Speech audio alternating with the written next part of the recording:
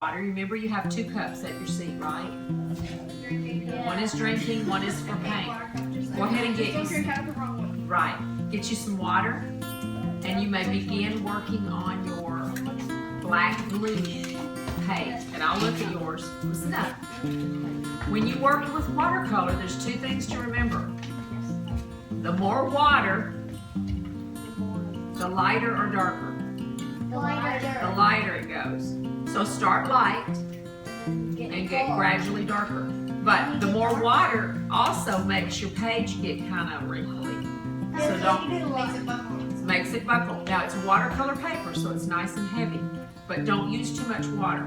We're going to take a piece of yarn. First, we're going to draw a design on the paper. Okay. Then we're going to take a glue stick, put it all over the paper, and we're going to put the yarn over our design. Then we're going to take a piece of aluminum foil and wrap it around the paper. Listen, no, it won't have to dry so much. It'll already be dry. The yarn needs to be stuck down. The aluminum foil will go over the top, and then we'll press it down really good. And we're going to take Sharpie and draw all in between where the yarn is.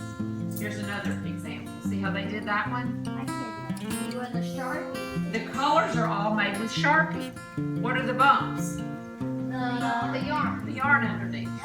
So you need to think about your design first. Now, let me tell you a little tip about this. Listen, girls. If we only have 3 colors right now in the squirt guns, we're going to put a smock on because I don't want you getting paint all over your clothes.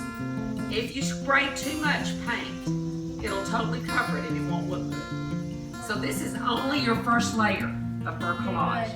You might want to splatter it. I'll have some paintbrushes out there so you could just splatter it. Well, I might be able to do blue for splatters. How about that? I'll mix up a cup of blue for splatters. I would like.